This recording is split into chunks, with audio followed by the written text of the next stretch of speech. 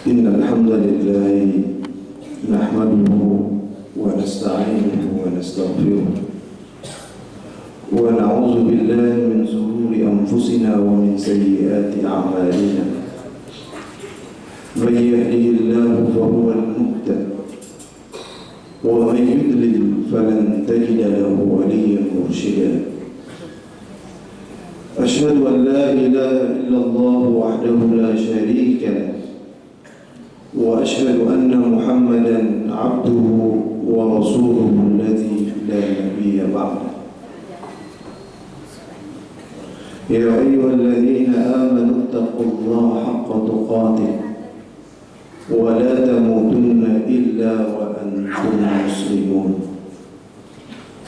يا أيها الناس اتقوا ربكم الذي خلقكم من نفس واحدة وخلق منها زوجها وبث منهما رجالا كثيرا ونساء. واتقوا الله الذي تساءلون به والأرحام إن الله كان عليكم رقيبا. يقول الله تبارك وتعالى في كتابه الكريم: أعوذ بالله من الشيطان الرجيم بسم الله الرحمن الرحيم. يا أيها المدثر قم فأنذر وربك فكبر وثيابك فطهر والرجز فاهجر ولا تمنن تستكثر ولربك فاصبر. Bapak-bapak, ibu-ibu, hadirin wa hadirat jamaah Masjid Al-Furqan rahimani wa rahimakumullah. Alhamdulillah, di pagi kali ini kita masih diberikan kesempatan oleh Allah Subhanahu wa taala untuk melaksanakan salat subuh berjamaah serta diringankan hati kita untuk datang dan juga memenuhi panggilan Allah dalam menunaikan ibadah salat subuh berjamaah. Bapak-bapak, ibu-ibu yang rahimani wa rahimakumullah, Imam Bukhari di dalam sebuah riwayat menyebutkan bahwa suatu ketika baginda Rasul sallallahu alaihi wasallam, kata Imam Bukhari, Nabi suatu ketika berdiam di sebuah gua yang disebut dengan Ghar Hira. Kata Imam Bukhari, kana Rasul sallallahu alaihi wasallam qad i'tazala fi Ghar Hira muddata shahrin wa indama infaddat muddatu wa arada al-awdatu ila baiti fa idza bihi yasma'u sawtan yunadihi. Kata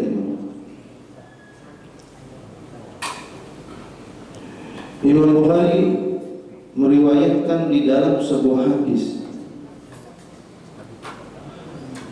salah satu aktivitas yang biasa yang pernah dilakukan oleh baginda Rasul sallallahu alaihi wasallam, beliau pergi ke sebuah gua yang disebut dengan Ghar Hira.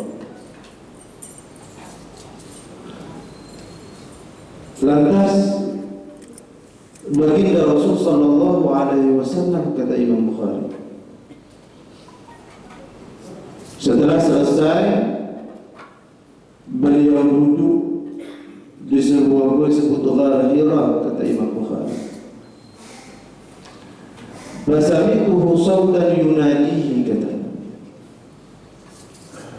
Lantas aku pun mendengar suara panggilan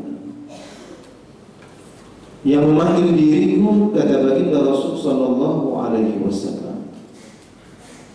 Sawtan yunadihi, memanggil Lantas seperti layaknya kita ketika dipanggil Nabi pun menoleh siapakah gerangan orang yang memanggil beliau.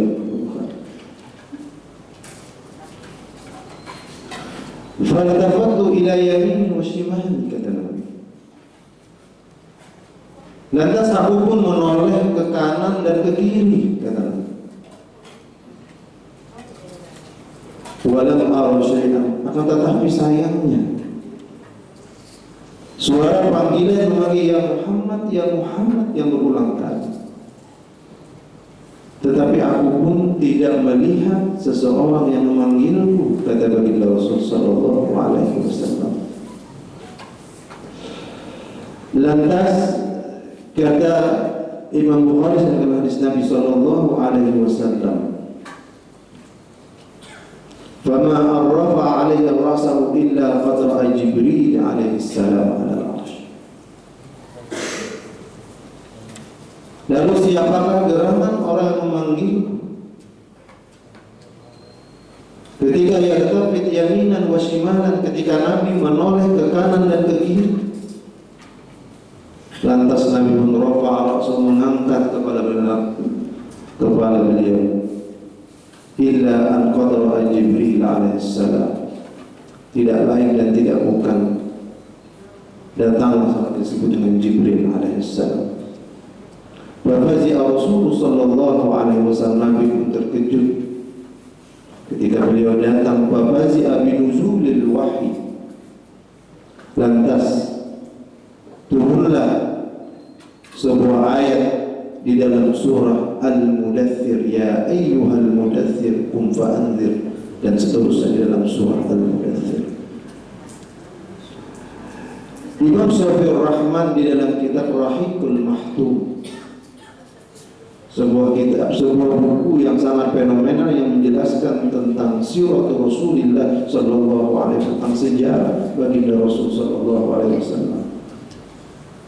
Seorang ulama berkebangsaan India yang menulis sebuah buku sejarah baginda Rasul sallallahu alaihi wasallam, dan buku ini menjadi buku yang terbaik bestseller di dalam bidang sejarah yang ditulis pada masa itu.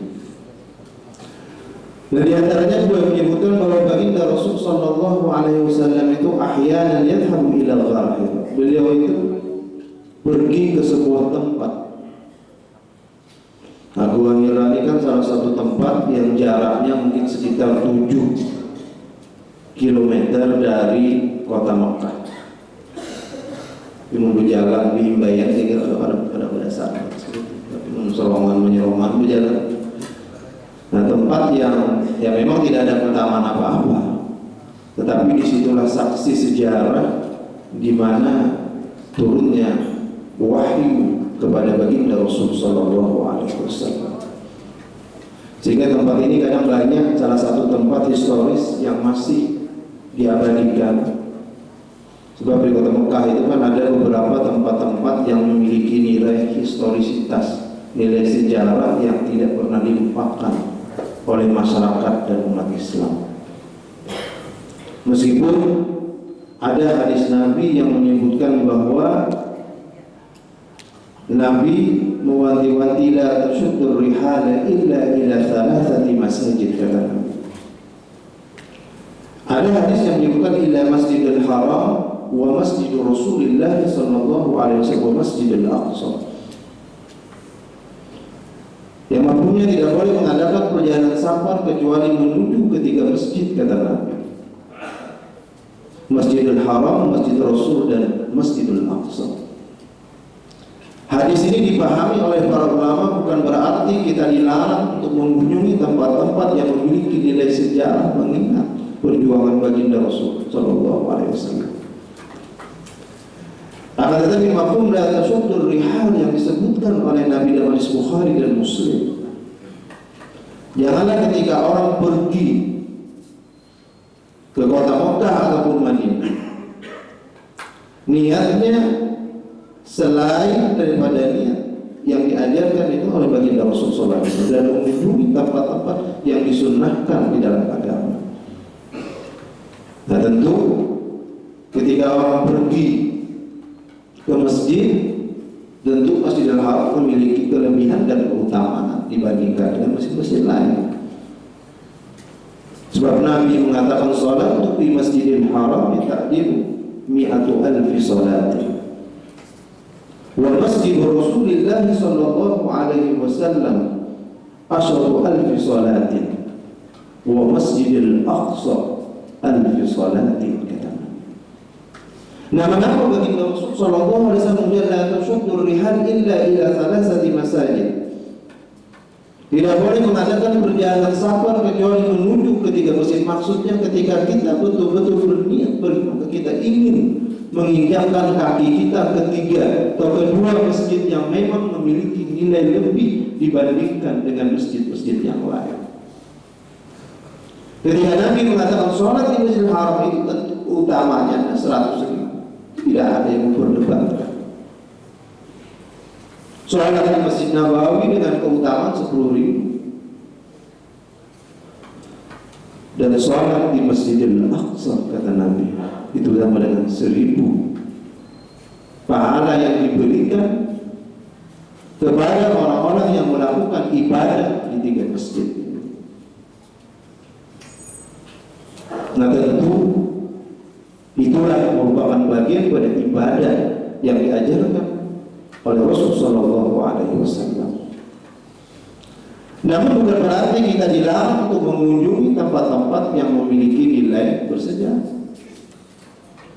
Kita mau berkunjung ke Uhud, kita mau berkunjung ke masjid-masjid yang masuk ke tempat-tempat yang memang memiliki nilai sejarah, tentu mengingat bagaimana sejarah dan perjuangan Rasul Sallallahu Alaihi Wasallam, tentu tanpa berlebihan, tanpa melampaui batas yang diajarkan di dalam agama. Ibu himat-himat tulak ke Gua Hira, sementara sholat berjamaah hanya ada keutamaan 100.000 di Masjidil Haram, ketinggalan. Naiknya lumayan besar. Gua Hira itu berjam-jam. Menurunnya mungkin setengah tadi mau bertajud dari atas. Meskipun tidak ada larangan dalam hal ini, tetapi kadang mengapa kita melakukan sesuatu yang nyata-nyata. Misalnya Nabi itu memberikan, Allah itu Rasul memberikan ganjaran orang yang sholat di Masjidil Haram itu 100.000. Tapi kita kadang banyak manusia ini yang lupa dan abai tentang kebaikan-kebaikan yang diberikan oleh Rasul Allah dan Rasulnya kepada kita.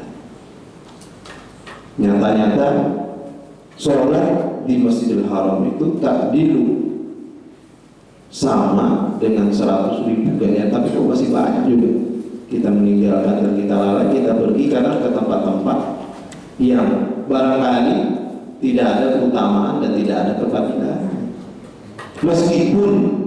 Meskipun sekali lagi kita jadi larang, silahkan. Pasiku fil ardi, silahkan kita mengunjungi berbagai macam situs sejarah dan lain sebagainya.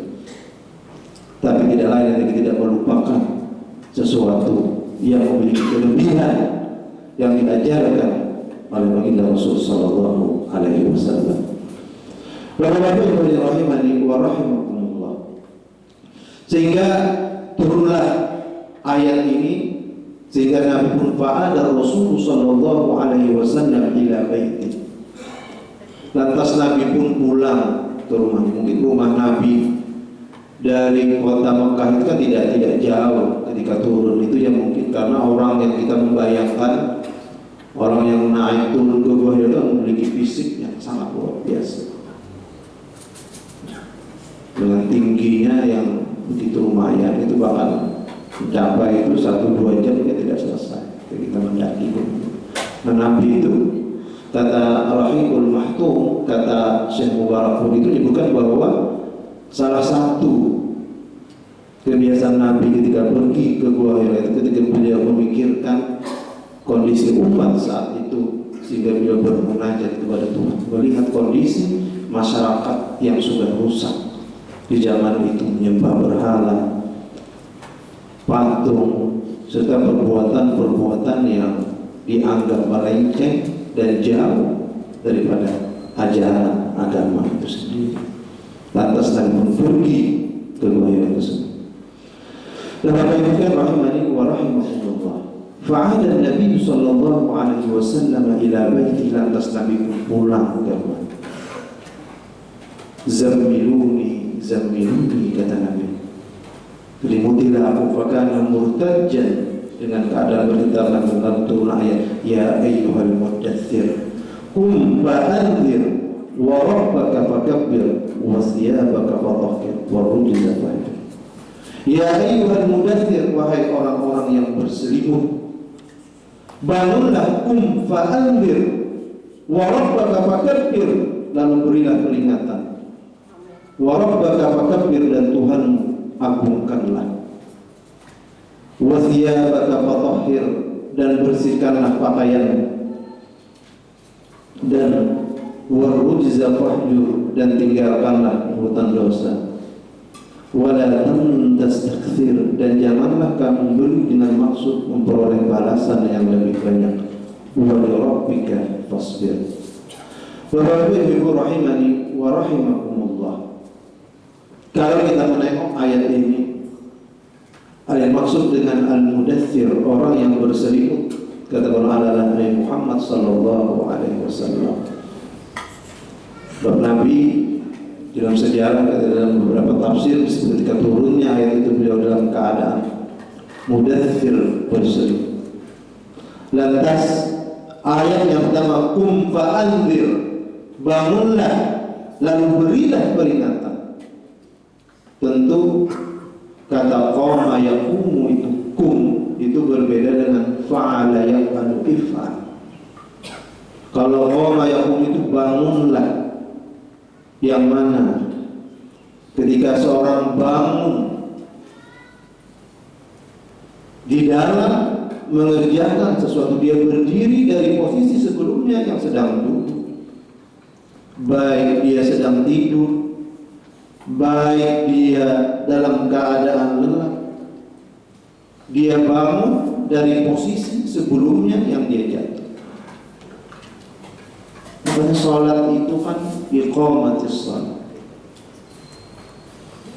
Sebab orang-orang yang bangun di dalam mendirikan pada orang-orang yang betul-betul terpanggil untuk bersalat.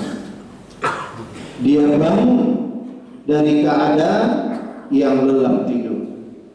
Ketika subuh malam, keadaan yang sangat letih dia tidur. Tiba-tiba datang berkumandang as-salatu khairum minan naum. Lalu dia bangun dari keadaan posisi yang kadang dia terlelap. Sebab perintah supaya bangun adalah memberikan maksud yang penting di dalam kondisi siap dan sadar. Jadi orang yang sholat itu adalah orang yang sadar dan terbangun dari keadaan dia tertidur dan lain sebagainya. Sehingga ayat ini dikatakan hukum fa'anzir, kata Allah. Orang yang bisa bangun adalah orang yang mengubah dirinya dari keterpurukan, mengubah dirinya dari dari kelemahan dan kondisi ketidaksadaran diri. Subhanallah. Tidak ita'us shalat, tidak fi'lus shalat, tapi kum fa'andir, kata Allah. Ia bekerja ketika seorang akan sangat terbatas, baik ketika dia bekerja dalam kondisi duduk, tertidur, tidak sadarkan diri, maka kum, bangunlah, fa'andir, lalu dia melakukan fa'andir dan berilah peringatan. Bapak Ibu sekalian, mengapa ketika Nabi SAW menerima wahyu kum fa'andir, kata Allah, berilah peringatan? Sebab yang namanya manusia itu tentu secara periodik perlu diingatkan.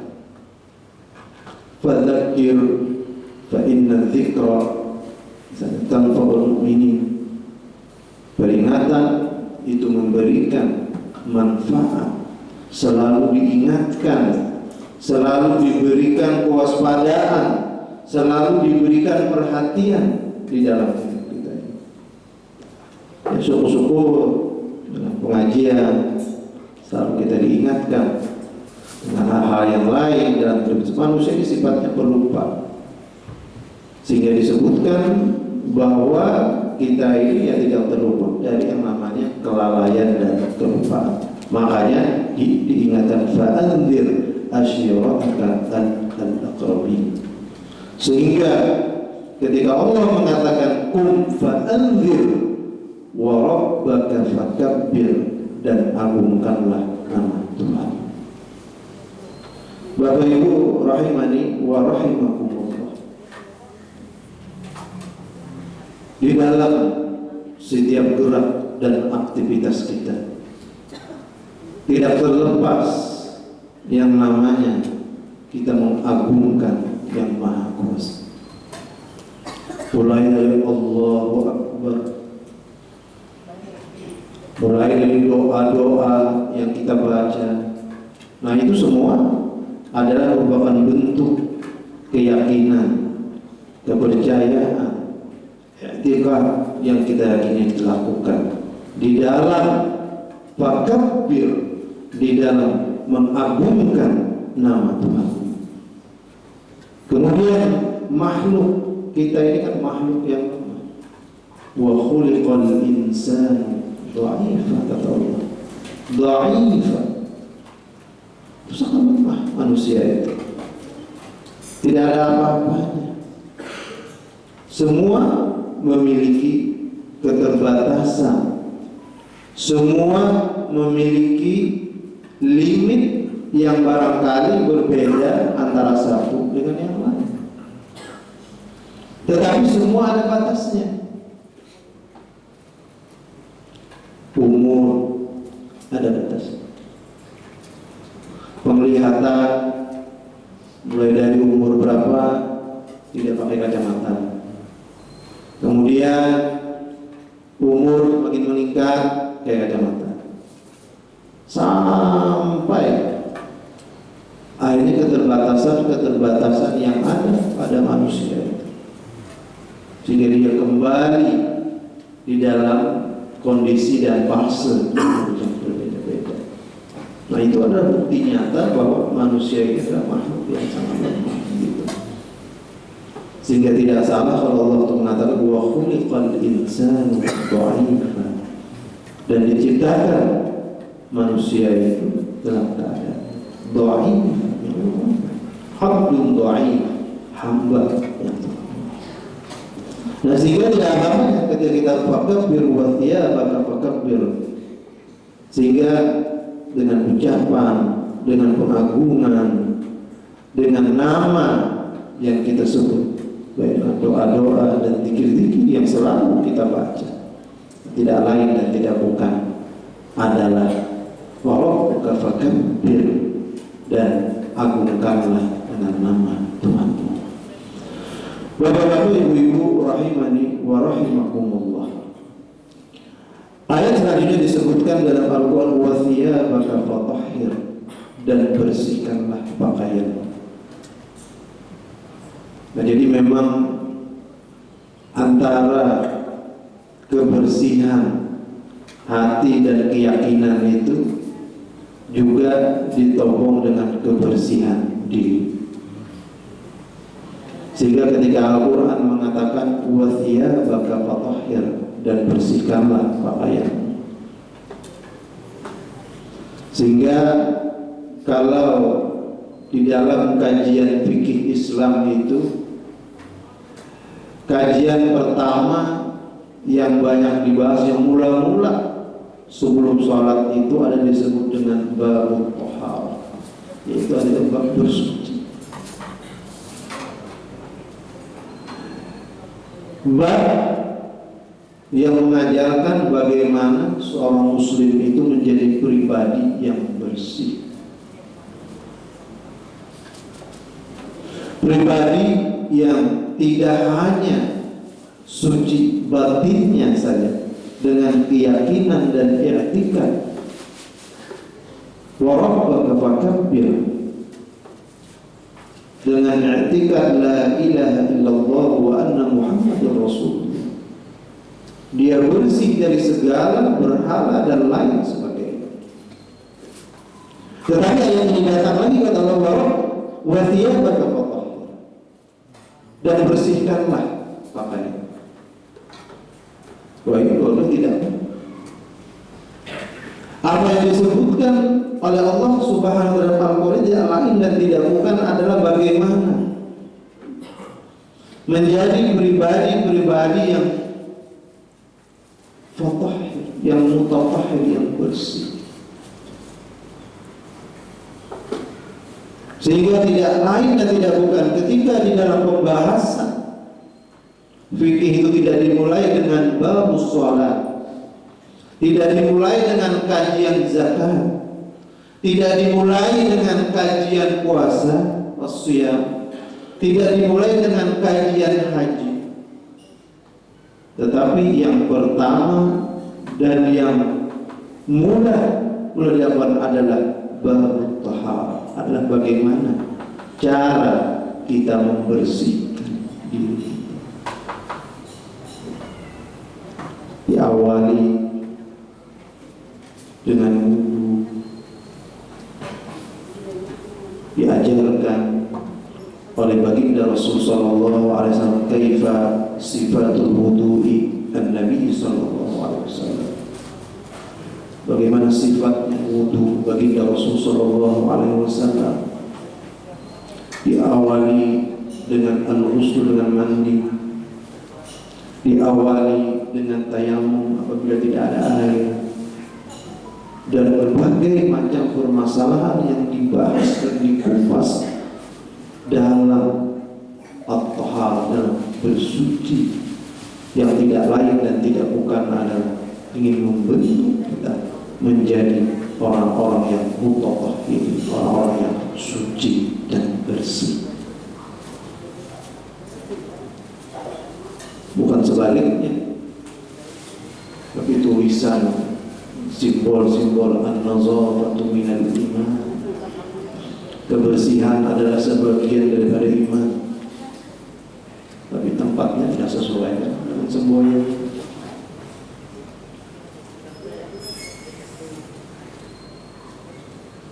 Sehingga Allah Subhanahu wa taala ketika menyebutkan ayat wa thiyabaka fatahhir, Allah tidak hanya membaca hukum ba'andir, berilah peringatan terhadap kondisi masyarakat yang saat itu yang jauh melenceng daripada ajaran dan norma-norma yang telah digariskan oleh Allah dan Rasulnya. Banyaknya penyembah berhala di saat itu, banyaknya perbuatan-perbuatan yang melenceng daripada ajaran agama. Ketika itu sudah dibersihkan, ketika itu sudah habis dibersihkan dengan keyakinan, dengan tauhid, lalu datanglah wa thiyabaka fatahhir, maka bersihkanlah pakaian, yang merupakan sesuatu yang sangat urgen di dalam Islam itu sendiri. Sehingga kalau dalam hadis Nabi itu disebutkan ara'aita law kana al-'abd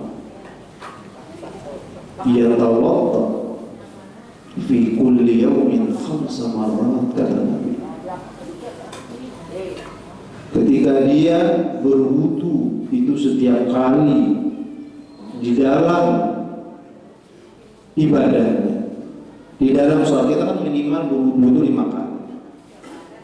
Nah, di luar pada itu mungkin ada yang sholat duha, ada yang sholat sunat tahiyatul masjid, yang kita masuk masjid, ada sholat-sholat lain yang diajarkan di dalam agama misalnya. Nah, ini 5 kali saja kata baginda Rasul sallallahu alaihi wasallam. Ketika dia berwudu, ketika dia membasuh mukanya, faghsilu wujuhakum, maka akan jatuhlah dosa-dosa, tidak hanya kotoran-kotoran yang ada pada wajahnya, tapi dosa-dosa yang menempel pada mukanya pun akan berjatuhan dan berkuburan. Makanya Imam Malik itu seorang ulama yang sangat terkenal, mazhabnya juga sangat populer meskipun tidak sepopuler di Indonesia. Itu kana yudawimu 'alal wudu, adalah orang yang selalu dalam keadaan wudu. Bahkan ketika melihat hadis dalam Muwatta itu, dalam sejarah beliau, kullama katabtul hadits, setiap beliau menulis dan menukil hadis, beliau berwudu dan berdoa dan salat dan berdoa untuk diberikan petunjuk dan hidayah di dalam menulis kitab dan hadis-hadis yang beliau riwayatkan dari baginda Rasul sallallahu alaihi wasallam. Nah, ketika orang membasuh tangannya, maka jatuhlah kotoran-kotoran yang ada di tangan. Itu semua kebersihan yang diajarkan di dalam agama. Sehingga hal yang barangkali tidak diajarkan di agama lain, itu kok diajarkan di dalam Islam. Sehingga allamaka dinakum ya Muhammad. Jika ada yang bertanya kepada Nabi SAW, sampai begini dalam keadaan bersuci, mandi dan sebagainya, diajarkan di dalam agama. Sehingga tidak salah Allah mengatakan al-yawma akmaltu lakum dinakum wa atmamtu 'alaikum ni'mati wa raditu lakumul Islam dinan. Ketika Allah mengatakan sempurnakan agama, ketika kita menyatakan akmaltu lakum dinakum wa atmamtu 'alaikum ni'mati, kata Allah, dan aku cukupkan nikmat yang telah kuberikan kepada. Maka inna dina indallahi Islam, yang sangat begitu luar biasa, sangat begitu sempurna, sehingga sampai kebersihan pun diajarkan begitu dahsyat dan begitu luar biasa di dalam ajaran Islam itu sendiri. Cuma kadang kita lihat yang namanya belajar itu tidak selesai. Tahu dalam taharah itu ya paling ya berwudu, mandi. Padahal banyak aspek-aspek lain yang dijelaskan mungkin yang bisa kaji dan dipelajari di dalam bagaimana yang diajarkan oleh tuntunan baginda Rasul sallallahu alaihi wasallam. Bapak-bapak, ibu-ibu rahimani wa rahimakumullah. Kemudian Allah Subhanahu menyebutkan warujza fahjur, dan tinggalkanlah segala amal yang jelek, perbuatan-perbuatan yang tidak baik. Warujza fahjur, dan tinggalkanlah perbuatan-perbuatan yang tidak, perbuatan dosa, perbuatan-perbuatan yang dilarang di dalam agama. Sebab manusia ini kan memiliki dua potensi. Ada potensi bujur yang di dalam diri, ada potensi yang tidak baik. Ada kalanya juga muncul potensi-potensi yang baik pada dirinya. Nah, dua ini memang saling tarik menarik. Dua ini memang saling berhubungan. Sehingga tidak dapat dikatakan bahwa al-iman yazidu bil ta'ah wa yanqusu bil maksiyah. Karena iman itu kan naik itu dengan perbuatan kebaikan. Maka ketika perbuatan kebaikan yang ada pada diri kita, sehingga disebut innal hasanata yudhhibna sayyi'at. Yang baik-baik itu akan menggugurkan, akan menjauhkan diri kita dari perbuatan-perbuatan yang tidak baik, dari perbuatan-perbuatan yang dapat menjerumuskan kita hal-hal yang dilarang oleh Allah dan Rasulullah. Ketika kebersihan etika, ketika kebersihan batin, ketika kebersihan diri kita, kemudian diakhiri dengan warujza fahjur, dan jauhkanlah dirimu, tinggalkanlah daripada perbuatan-perbuatan yang dapat menjerumuskan dirimu daripada hal-hal yang dilarang oleh Allah dan Rasulnya. Bapak Ibu sekalian, karena jam sudah berbunyi, jadi diingatkan apabila sudah sampai sholat ya. Pak Ampi dia punya ceramah. Dan ayat ini sebetulnya mengingatkan kita bagaimana perjuangan baginda Rasul Sallallahu Alaihi Wasallam ketika beliau menerima wahyu, ketika memberikan peringatan kepada umat di saat itu, ketika dalam kondisi yang sangat luar biasa, kondisi yang jauh dan melenceng daripada apa yang diajarkan Allah dan Rasulnya, dan serta mengajarkan kita untuk selalu bersih, baik bersih dalam keadaan jiwa kita, batin kita, dan bersih juga kondisi kita, dan juga kita dapat meninggalkan perbuatan yang tidak baik dengan mengisi dengan perbuatan yang baik dan positif.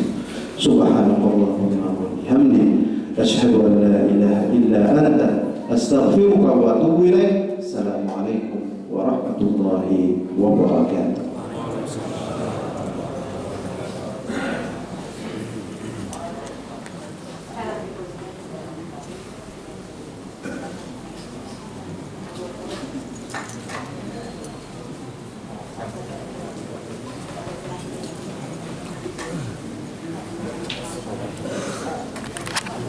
Buahnya ke Solo ini sudah berapa tangganya? Ke Solo ini belum berangkat.